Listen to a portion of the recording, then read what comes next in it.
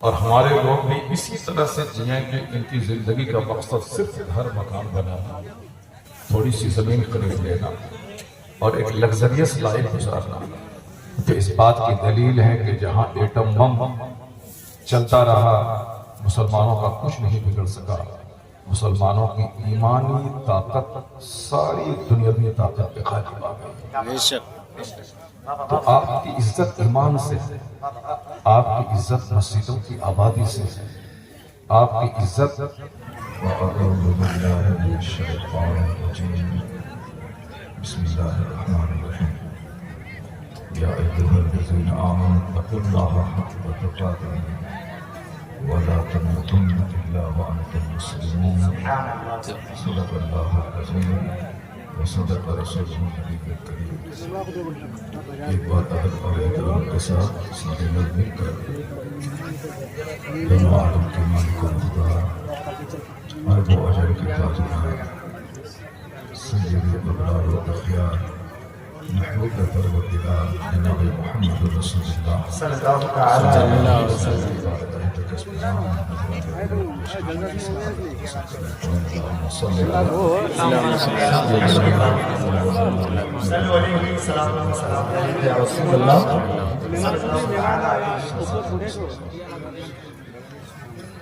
آج مہیش بطنی کے نوجوانوں نے اصلاح معاشرہ کانفرنس کر کے علاقے کو پیغام دیا کہ جہاں لوگ کھیل تماشے کی محفل منعقد کر رہے ہیں اور جہاں لوگ قوالی اور دیگر لہو و لعب کی محفل منعقد کرتے ہیں، وہی ان نوجوانوں کے سینوں میں ایک درد تھا کہ سماج کی اصلاح کیسے ہو، عورتوں اور مردوں کی براہ رہی کیسے دور ہو، کہ ان لوگوں نے ہمت کی اور اس کانفرنس کا انعقاد کیا۔ اس کوشش کو سراہنا چاہیے اور اس کو داد دینا چاہیے۔ اللہ تبارک و تعالیٰ ان تمام نوجوانوں کی اس کوشش کو قبول فرمائے اور اس کوشش کو سراہنے کا ایک طریقہ یہ ہے کہ آپ اخیر تک اس مجلس میں بیٹھے رہیں اور اپنے سارے مہمان خطبہ کے مختلف غور سے سنیں۔ روزانہ آپ ٹیلی ویژن کے سامنے رہتے ہیں، چوک چوراہے پہ دوسروں کی غیبت سنتے ہیں، گانے بجانے میں لوگ لگے ہیں۔ کبھی کبھی اس طرح کے روحانی محفل میں شریک ہونے کا موقع ہے۔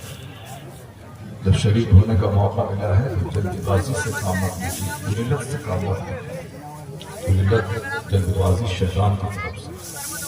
مسلمان کی صفت ہے کہ مسلمان صبر کرتا ہے، مسلمان کی صفت ہے کہ مسلمان حیرت سے رہتا ہے، مسلمان سنجیدگی سے رہتا ہے، مسلمان تماشا میں نہیں بلکہ مسلمان سچائی سے بحث کرتا ہے۔ آج کی محفل کے خصوصی نعت خواں شہنشاہ ترنم جناب اسد اقبال صاحب وہ آ چکے ہیں۔ ابھی میری ملاقات ہوئی، میں نے کہا کہ میں 10 منٹ خطاب کر لیتا ہوں، اس کے بعد پھر آپ آئیں گے۔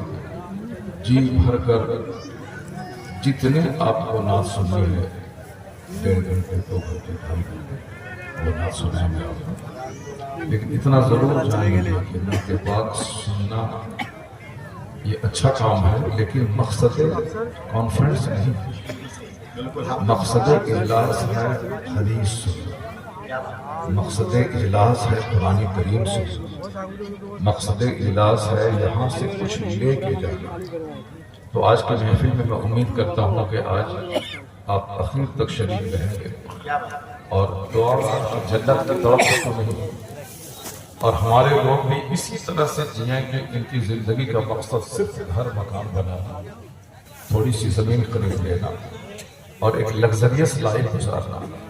پھر کس بنیاد پر آپ کہیں گے کہ ہم جنتی ہیں، ہم مصطفیٰ کے وفادار ہیں، ہم پر اللہ کی خصوصی رحمتیں نازل ہیں؟ کام سارا بظاہر کافروں کے ساتھ، لیکن آبرو آپ کی اتنی بچ رہی ہے کہ آج 2 سال ہو گئے اسرائیل نے جو فلسطین پہ جو ظلم کیا وہ صرف ایک ہفتے میں فلسطین کو تباہ کرنا چاہتا تھا غزہ، لیکن آج 2 سال سے زائد کا عرصہ گزر گیا ہے، انہیں مٹھی بھر نوجوانوں کے سامنے اسرائیل نے گھٹنے ٹیکا۔ یہ اس بات کی دلیل ہے کہ جہاں ایٹم بم چلتا رہا مسلمانوں کا کچھ نہیں بگڑ سکا۔ مسلمانوں کی ایمانی طاقت ساری دنیاوی طاقت پہ غالب آ گئی۔ تو آپ کی عزت ایمان سے ہے، آپ کی عزت مسجدوں کی آبادی سے ہے، آپ کی عزت آپ کی ماں بہن بیٹی کی پردے کی زندگی سے ہے، آپ کی عزت رسول پاک سے سچی محبت کرنے کی وجہ سے۔ یہ مت سمجھیں کہ میں الیکشن میں اٹھا، الیکشن جیت گیا، اسمبلی پہنچ گیا۔ 11 مسلمان نہیں، 500 مسلمان اگر پہنچ جائیں پارلیمنٹ اور 200 سے زائد پہنچ جائیں اسمبلی، جس حالت میں مسلمان ہیں کچھ بھی نہیں ہونے والا ہے۔ سیمانچل کی سڑکیں بن جائیں، سیمانچل کے سارے گھر پختہ کا بن جائیں، سیمانچل کے سارے گھروں میں اے سی لگ جائے، اللہ کی قسم یہ کامیابی نہیں ہے۔ کامیابی یہ ہے کہ سارے مسلمان پکا محمدی بن جائے، محبت کے ساتھ سب مصطفیٰ کے غلام ہو جائے۔ آپ نے دیکھا ایک طرف ایران کے مجوسی تھے اور ایک طرف روم کے عیسائی تھے اور ایک طرف یہودی تھے اور ایک طرف مدینہ کے منافق تھے۔ یعنی یہ سارے دشمنوں کے بیچ میں پوری دنیا میں انقلاب کس نے برپا کیا؟ ایک کھجور چوسنے والے، اپنے کاندھے پہ گھر لے کے چلنے والا، بکری چرانے والا، جس کو کئی دن تک روٹی میسر نہیں ہوتی تھی، مگر ایمانی طاقت اتنی تھی کہ پورے ایران کا جغرافیہ بدل گیا، پورے روم کو ہلا ڈالا، پوری دنیا پہ اسلام کا دبدبہ، اسلام کا غلبہ ہوا۔ آج ہمارے پاس جو اسلام پہنچا ہے یہ انہی فاقہ کشوں کی محنتوں سے، ان کے سجدے میں طاقت ہے۔ وہ دن بھر جہاد کرتے تھے، رات میں رو رو کے اللہ کے سامنے دعا کرتے تھے۔ آج ہمارے ہاں دعا ہی نہیں، نہ دعا کی اہمیت ہے۔ بیٹی کی شادی نہیں ہو رہی ہے، 50 جگہوں پہ رو رہے ہیں، اللہ کے سامنے روتے ہی نہیں۔ کام نہیں بن رہا ہے، گاؤں کے پنچ اور مکھیا کے سامنے رو رہے ہیں، اللہ کے سامنے کوئی رو ہی نہیں رہا۔ خدا کے سامنے روئیے، آنسو میں اتنی طاقت ہے کہ جو کام 50 کروڑ روپے سے نہ نکل پائے وہ چند قطرے آنسو سے نکل جاتا ہے۔ میں مر چکا تھا، آپ نے سمجھ لیں کہ میں مر چکا تھا۔ روزانہ 35 لاکھ لوگ سالانہ انڈیا میں ہارٹ اٹیک سے مرتے ہیں، اور ڈاکٹروں کے سروے کے مطابق ہر 9 منٹ میں ایک بندہ ہارٹ اٹیک سے مر رہا ہے۔ ابھی بمبئی، بنگلور وغیرہ میں نوجوان انجینئر بائک سے چل کے آفس جاتے ہیں، جلدی سے آفس پہنچنا ہے، ٹائم پہ پہنچنا ہے، اسپیڈ میں چلے، بائک لگایا، چکر آیا، گرے، فوراً سڈن ڈیتھ، اچانک۔ یہ قیامت کی نشانی ہے۔ حدیث میں آیا ہے کہ آخر زمانے میں فالج کا مرض عام ہو جائے گا۔ پہلے 50 گاؤں میں ایک آدمی کو لقوہ کی بیماری ہوتی تھی، لیکن آج ہر گاؤں میں 2-4-10 لوگوں کو فالج کی بیماری ہوتی ہے۔ 1400 سال پہلے آپ کے پیغمبر نے کہا تھا کہ جب دیکھنا کہ فالج کی بیماری عام ہو جائے اور جب دیکھنا کہ اچانک موت، سڈن ڈیتھ عام ہو جائے تو سمجھ لینا اب قیامت قریب آ گئی ہے۔ یہ قیامت کی نشانی ہے کہ سڈن ڈیتھ، اچانک، ارے وہ تو میرے ساتھ ابھی چائے پی رہا تھا، یہاں چائے پی رہا تھا مگر 5 منٹ کے بعد اس کے مرنے کی خبر آ گئی۔ ارے وہ تو ابھی میرے ساتھ بازار میں تھا، اچانک موت آ گئی۔ اس لیے کسی بھی وقت موت آئے گی آپ کی، اس کے لیے آپ تیار رہیں۔ لیکن میں جو کہنا چاہتا ہوں وہ یہ کہہ رہا ہوں کہ جیسے کہ مجھ پر موت آ چکی، لیکن آج میں نے سوچا نہیں تھا کہ دوبارہ میں خطاب کر پاؤں، دوبارہ میں مجلسوں میں جا پاؤں، لیکن آپ یقین جانیں کہ دعا میں اتنی طاقت ہے کہ جو مردہ جسم میں جان ڈالے۔ سبحان اللہ، بولیے زور سے سبحان اللہ۔ آپ لوگوں میں ہزاروں لوگ ہیں جو ان کو دیکھا نہیں، صرف میری گفتگو انہوں نے سنی، ان لوگوں نے دعا کرتے ہوئے کہا تھا کہ اے اللہ میری زندگی مولانا صاحب کو عطا کر۔ اللہ اللہ اللہ۔ بہت سارے لوگوں نے فون کر کے کہا کہ میں نے رب کریم سے یہ دعا کی ہے، کیونکہ ہم تو زندہ رہیں گے تو کھائیں گے پیئیں گے، آپ اگر زندہ رہے تو آپ کی وجہ سے ہزاروں لوگ راہ راستے پہ آئیں گے، اس لیے ان لوگوں نے کہا کہ میری زندگی اللہ آپ کو عطا کر دے۔ میں ان تمام دعا کرنے والوں، دعا کی درخواست کرنے والوں، محبت کرنے والوں کا دل کی گہرائی سے شکریہ ادا کرتا ہوں اور ان کے لیے دعا کرتا ہوں کہ اللہ تبارک و تعالیٰ ان سبوں کو آفت ناگہانی سے بچائے، مہلک اور موذی بیماریوں سے اللہ بچائے، ان سبوں کو مجھ سے محبت کرنے کا بہترین اللہ بدلہ عطا فرمائے۔ دعا میں بڑی طاقت ہے، جو کام ہتھیار سے نہیں نکل پائے وہ کام دعا سے نکلتا ہے۔ اللہ کے سامنے رونا سیکھیں، اللہ کے سامنے گڑ گڑانا سیکھیں، اللہ کے سامنے اپنی باتیں رکھنا سیکھیں۔ رات کے آخری پہر میں جب بندہ دعا کرتا ہے تو اس کی دعا بالکل قبول ہوتی ہے۔ آپ دیکھیں تہجد پڑھ کے دیکھیں، نہیں تہجد پڑھتے ہیں تو ایسے ہی رات کے آخری پہر میں 2 رکعت نماز پڑھ کے اللہ کے حضور رو کے دیکھیں۔ دعا میں اتنی طاقت ہے کہ الدعاء مخ العبادت، دعا عبادت کا مقصد ہے۔ دعا نہیں کرنے والے سے اللہ ناراض ہوتا ہے اور دعا کرنے والے سے اللہ خوش ہوتا ہے۔ اللہ رب العزت اس سخی کا نام ہے کہ اس کے ہاں کسی چیز کی کمی نہیں، صرف مانگنے والوں کے جذبات کی کمی ہے۔ مانگنے والا تھک جائے گا مانگتے مانگتے، اللہ تبارک و تعالی اتنا نوازنا چاہتا ہے، اتنا دینا چاہتا ہے کہ ڈاکٹر اقبال کی زبانی ہم تو مائل و کرم ہے کوئی سائل ہی نہیں، راہ دکھلائیں کسے کوئی رہ رہے منزل نہیں۔ خدا کی رحمتیں روزانہ آواز دیتی ہیں، کوئی ہے مجھ سے روزی مانگنے والا، کوئی ہے مجھ سے بخشش مانگنے والا، کوئی ہے مجھ سے جنت مانگنے والا، کوئی ہے مجھ سے دنیا کی عافیت طلب کرنے والا، کوئی ہے ایسا، کوئی ہے ایسا۔ یہ بات روزانہ ہر رات اسی جلسے کے بہانے آپ کو جاگنے کا موقع ملتا ہے، اسی جلسے کے بہانے نیک لوگوں کی دعاؤں میں شریک ہونے کا موقع ملتا ہے، اسی جلسے کے بہانے اپنی زندگی کے گناہوں کو مٹانے کا موقع ملتا ہے۔ آپ جو کام کر رہے ہیں یہ بہت اتنا بڑا کام ہے کہ جو کام پارلیمنٹ میں بیٹھنے والا نہیں کرتا ہے۔ یہ بتائیے کہ قیامت کے دن مرنے کے بعد جب حساب کتاب ہوگا، حضور کیا فرماتے ہیں؟ ایک حدیث پاک سنیے، آقا فرماتے ہیں اتقوا النار ولو بشق تمرہ، اپنے آپ کو جہنم کی آگ سے بچاؤ۔ پل صراط جہنم کے اوپر میں پل ہے، اس کے آگے جنت ہے، اس پل سے سب کو گزرنا پڑے گا۔ ایسا نہیں کہ کوئی مولانا صاحب، مولوی صاحب، پیر صاحب، فقیر صاحب بچ جائیں گے، نہیں، سب کو گزرنا ہے، چونکہ جنت اس پل کے آگے ہے اور اس میں 1000 میں 999 لوگ اس پل صراط سے نیچے جہنم میں گر جائیں گے۔ صرف ایک بندہ ہوگا جو پل پار کرنے میں کامیاب ہوگا۔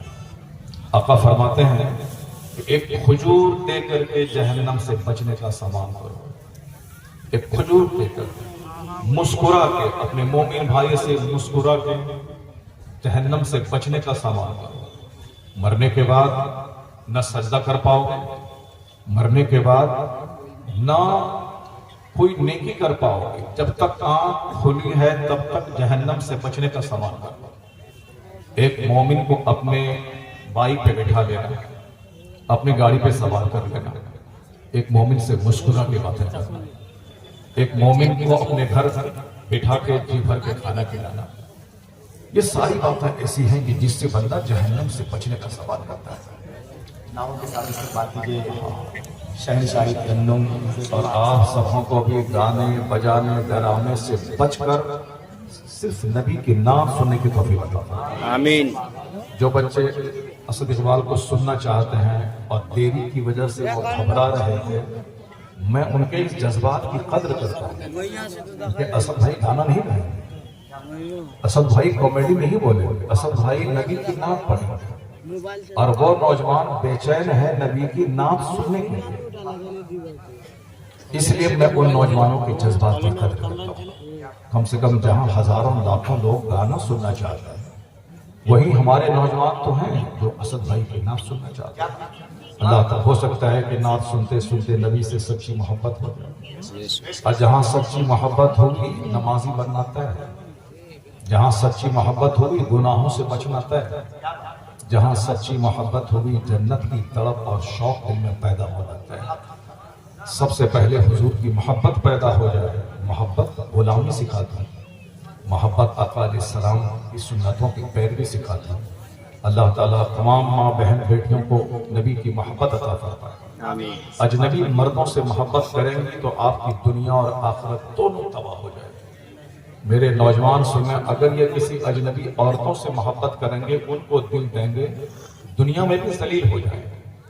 میں نے کہا تھا کہ ایک جلسے میں، اگر کسی عورت نے شادی سے پہلے اگر ان کا پاؤں پھسل گیا تو آپ یقین جانیں کہ زندگی جہنم تو وہاں، دنیا میں عزت کبھی نہیں ملے گی۔ اگر شوہر جان گیا کہ اس کا کیریکٹر خراب تھا، ساری زندگی ان کی نگاہوں سے گر جائے گی۔ اگر ان کے بچے جان گئے کہ میری ماں کا کیریکٹر خراب ہے، بچوں کی نگاہوں میں ان کی عزت ختم ہو جائے گی۔ دنیا میں عزت اس کو ملتی ہے جو نبی کی غلامی کرتا ہے، دنیا میں ذلت اس کو ملتی ہے جو فلم کے ایکٹر کے نقش قدم پہ چلتا ہے۔ اس لیے محبت مصطفیٰ سے، محبت نبی سے کریں اور نبی کے طریقے پہ عمل کرنے کا جذبہ اپنے دل میں پیدا کریں۔ اعلیٰ حضرت فاضل بریلوی نے کیا کہا آپ کو؟ بس نبی کو جانیے، نبی کو مانیے، ساری زندگی اور آخرت دونوں کامیاب ہو جائے گی۔ اور یہ آپ کا نعرہ ہر گھر میں لکھا ہوا رہنا چاہیے، انہیں جانا انہیں مانا، نہ رکھا غیر سے کام، للہ الحمد میں دنیا سے مسلمان۔ میں کہتا ہوں کہ جن لوگوں نے 40 کروڑ روپے الیکشن میں خرچ کیا، ایک بندہ کل کہہ رہا تھا، پرسوں کہہ رہا تھا مجھ سے کہ 40 کروڑ روپے MLA کے الیکشن میں فلاں بندے نے خرچ کیا۔ میں سوچنے لگا کہ کاش یہ 40 کروڑ روپے سے ایک زبردست یونیورسٹی وہ بنا دیتا، وہ مر بھی جاتا تو قیامت تک مسلمان اس کے احسان کو بھول نہیں پاتا، اور جتنے بچے اس میں پڑھتے وہ سارے کے سارے اس کے لیے بخشش کی دعا کرتے ہیں۔ مگر یہ 40 کروڑ روپے کہاں خرچ ہوئے؟ رشوت دینے میں، شراب پلانے میں، دوسروں کا ووٹ خریدنے میں۔ دنیا بھی نہیں ملی، ہار بھی نہیں ملی، دنیا بھی نہیں ملی، پیسے بھی برباد ہوئے، آخرت بھی ہوئی۔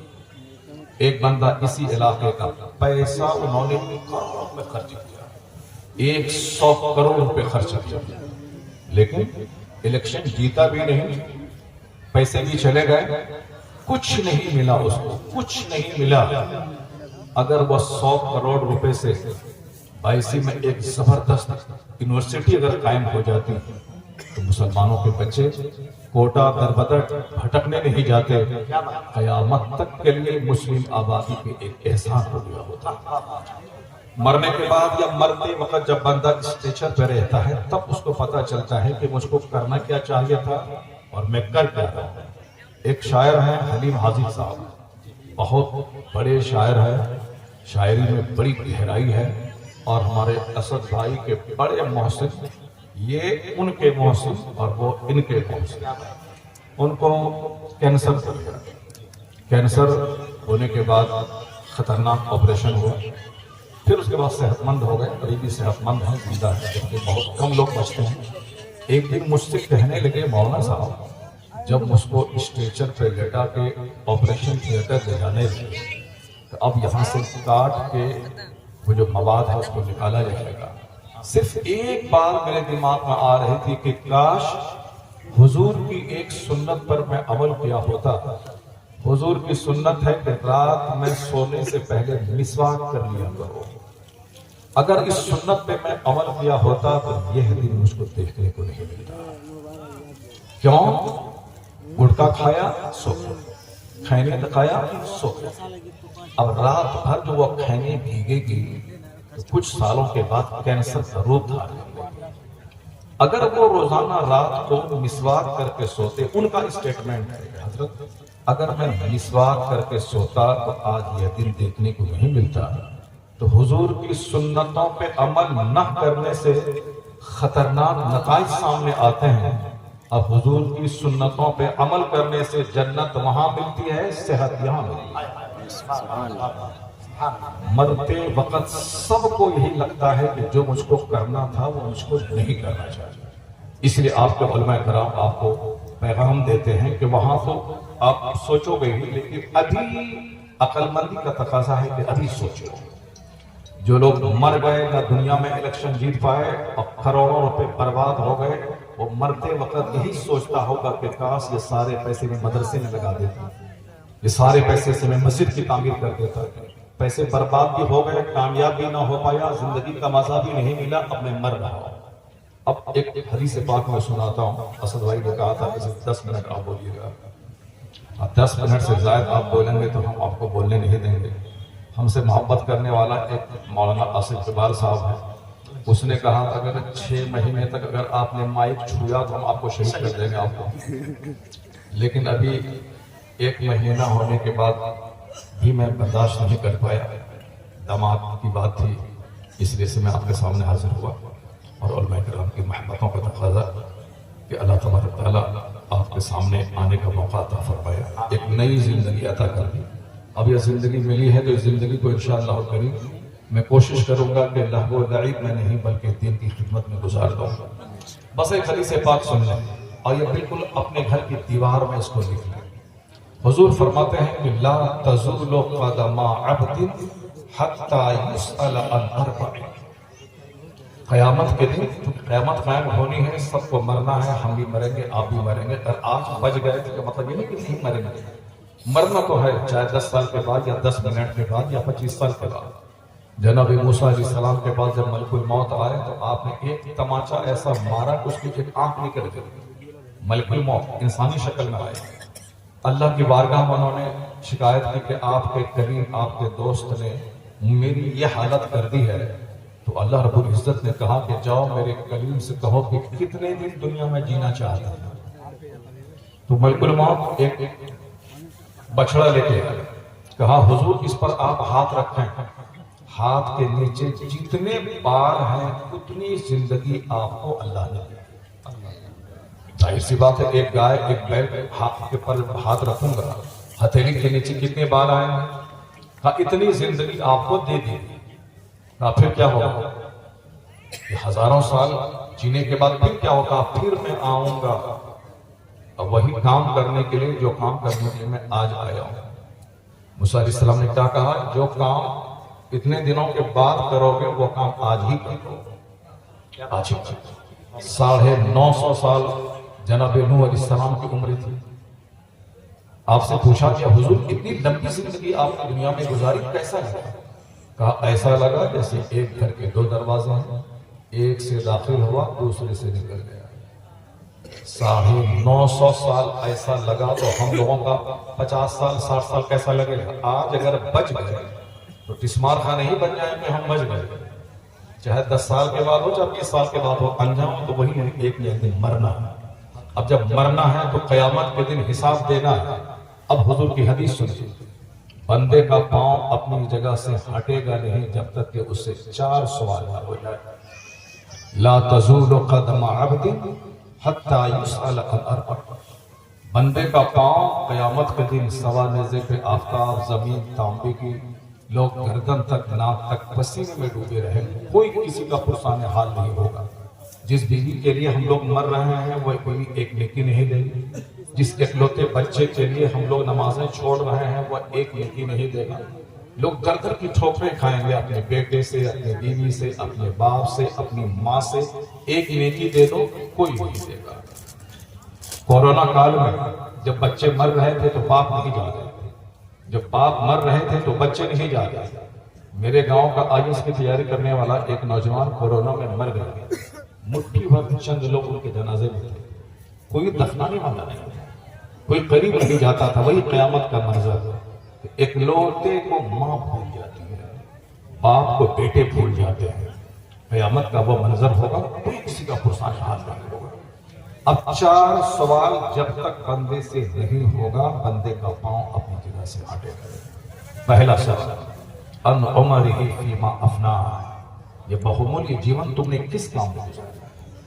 ایک دانت کا جواب نہیں، سر کے بال اگر اڑ جائیں بندہ گنجا ہو جائے تو اس کا کوئی جواب نہیں، یعنی بال کا حسن، آنکھ کی بینائی، آنکھ کی پلکیں، ناخن، سر سے لے کے پاؤں تک، یہ کھربوں نعمت ہے اللہ فرمائے گا یہ بتا بندے تو نے اس نعمتوں کے بارے میں کہ بدلے میں تم نے کیا کیا، بتانا پڑے گا۔ چاہے آج یہاں مولانا سے تو گالی دیں، مدرسہ سے بھاگ جائیں، چاہے طاقت کے نشے میں مستی کریں، مولانا، مولوی، پیر، فقیر سب کو گالی دیں، کافروں کا مذہب قبول کر لیں، کافروں کے ساتھ بھاگ جائیں، حرام کھائیں، سود کھائیں، کچھ بھی کریں دنیا میں کر لیں، اللہ نے آزادی دی۔ اعمل ما شئت کما تدین تدان، جو مرضی میں آتا ہے کرو، مگر جیسا کرو گے ویسا انجام بھگتنے کے لیے تیار رہنا۔ العمر اباؤٹ یور لائف، زندگی کے بارے میں تم نے زندگی کیسے گزاری۔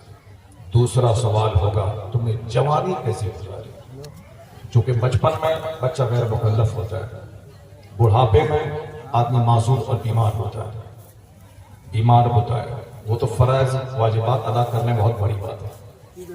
تو اصل کریم پیریڈ ہے جوانی کا۔ عام طور پر لوگ کہتے ہیں کہ جوانی دیوانی ہے، مستی کر لیں بڑھاپے میں نیک بن جائیں گے۔ آج کل اکثر لوگ بوڑھے ہی نہیں ہوتے ہیں، جوانی ہی میں مر رہے ہیں۔ اس لیے یہ کہنا کہ بڑھاپے میں عبادت کر لیں گے فضول بات ہے۔ جوانی کے بارے میں سوال ہوگا کہ تم نے اس کریم پیریڈ کا تم نے کیسا استعمال کیا۔ یہی پیریڈ ہے جس میں آپ محنت مشقت کر کے اچھا گھر بنا سکیں، اسی پیریڈ میں ماں باپ کو غربت سے آپ نکال سکیں، اسی پیریڈ میں آپ کوئی دین کا بڑا سے بڑا کام کر سکیں۔ لیکن حالات اس کے بالکل برعکس ہیں۔ جو کریم پیریڈ تھا دنیا اور آخرت دونوں سجانے کا پیریڈ، اسی کو کھانے پینے موج مستی، برگر چاؤمین، رات بھر ہلڑ بازی کرنا، موبائل چلانا، فری فائر گیم کھیلنا، انسٹاگرام، واٹس ایپ، یوٹیوب پہ ہزاروں بچے جو آئیس بننے والے تھے اسی موبائل سے اس کو چپراسی تک بننے نہیں دیا۔ ہزاروں شریف لڑکیاں جو تہجد گزار تھیں اسی موبائل کے استعمال نے ان تہجد گزار لڑکیوں کو فاحشہ اور اسے بدکار بنا۔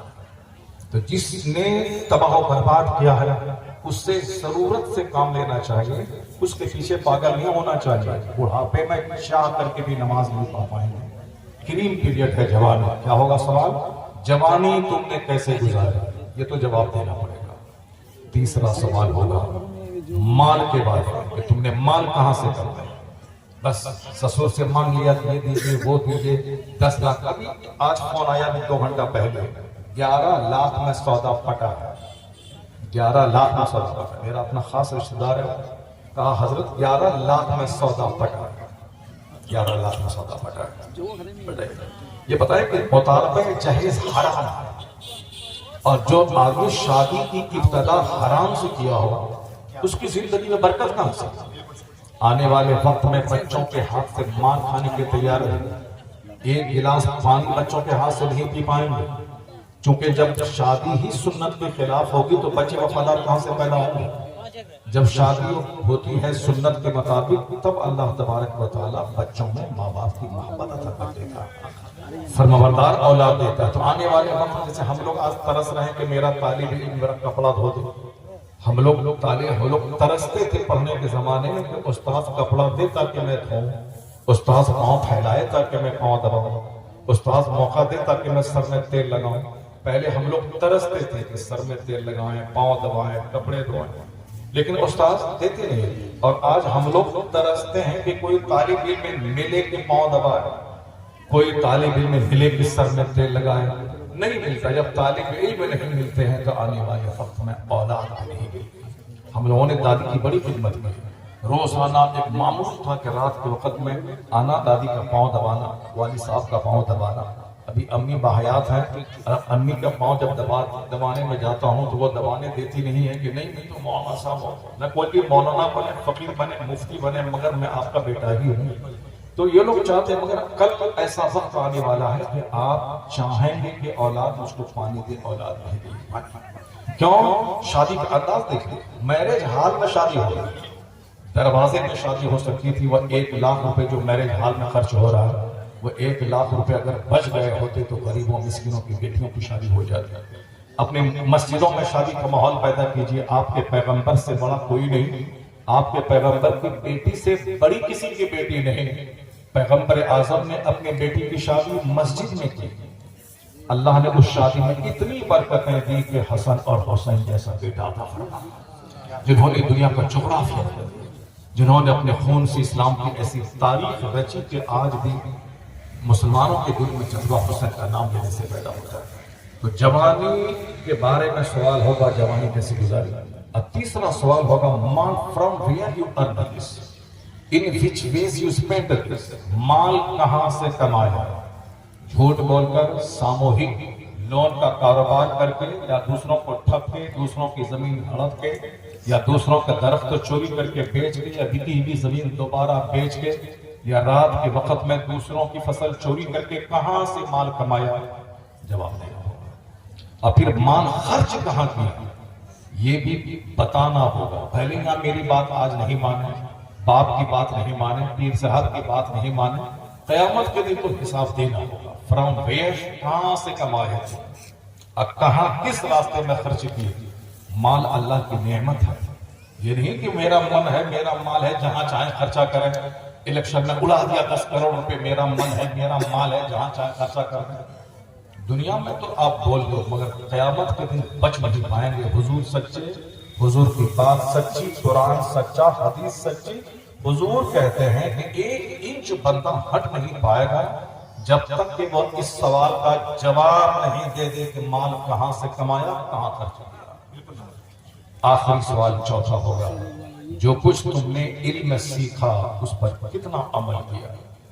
جو کچھ آپ نے تقریروں میں سنا, جو کچھ آپ نے کتاب کو پڑھ کے سنا, جو کچھ آپ کو جمعہ کے دن بتایا گیا, جو عیدین کے خطبے میں سکھایا گیا, جو کچھ آپ نے سیکھا صرف بڑبڑ کرنے کے لیے, دوسروں کے سامنے بکواس کرنے کے لیے, یا صرف تقریر کرنے کے لیے, یا اس پر عمل کرنے کے لیے, جو آپ نے علم میں سیکھا اس پر کتنا عمل کیا, اس کا جواب دینا ہوگا. عالموں کو, پیر کو, فقیر کو, سب کو دینا ہوگا. آپ سبوں کو دینا ہوگا. وہاں یہ نہیں چلے گا کہ ہم نہیں جانتے تھے, ہم کو خبر نہیں تھی. غیر مسلم کہہ سکتا ہے, مگر مسلمانوں کے ہاں جمعہ کی نماز فرض ہے, اور جمعہ میں تقریر فرض ہے, شرط ہے. جس طرح بغیر وضو کے نماز نہیں, اسی طرح بغیر خطبہ جمعہ کی نماز نہیں ہے. بچپن سے لے کے مرتے دم تک جمعہ پڑھنا ہے, اور جمعہ میں واز سننا ہے, عربی کا واز, اسی عربی کا ٹرانسلیشن اردو میں, لوکل لینگویجز, مقامی زبانوں میں. اس لیے مسلمان تو یہ نہیں بولے گا کہ ہم نہیں جانتے تھے, چونکہ ہم لوگ بہت سنبھالنے کے بعد جمعہ پڑھتے ہیں اور جمعہ میں خطاب سنتے ہیں. اس لیے یہ کہنا کہ ہم کو نہیں معلوم تھا, یہ عذر قیامت کے دن قبول نہیں کیا جائے گا. نہیں معلوم تھا تو تم نے سنا کیوں نہیں, سیکھا کیوں نہیں, جانا کیوں نہیں. جو ہمارے بچے آج نعت اور قوالی کے پیچھے پاگل ہیں, ان بچوں کو معلوم ہونا چاہیے کہ قیامت کے دن سوال ہوگا کہ تم نے وضو کرنا سیکھا یا نہیں سیکھا, تم نے غسل کرنا سیکھا یا نہیں سیکھا, تم نے بزنس کرنا سیکھا یا نہیں سیکھا, مال کمانا, مال خرچ کرنے کا ڈھنگ تم نے سیکھا یا نہیں سیکھا. اللہ تبارک و تعالی ہم کو, آپ کو, سبوں کو ان چاروں زبردست سوالات کے جواب کی تیاری کی توفیق عطا فرمائے. اللہ تعالی ہمیں دنیا سے زیادہ آخرت کی تیاری کی توفیق عطا فرمائے. دنیا کی خوشحالی سے زیادہ آخرت کی جنت کی طلب عطا فرمائے.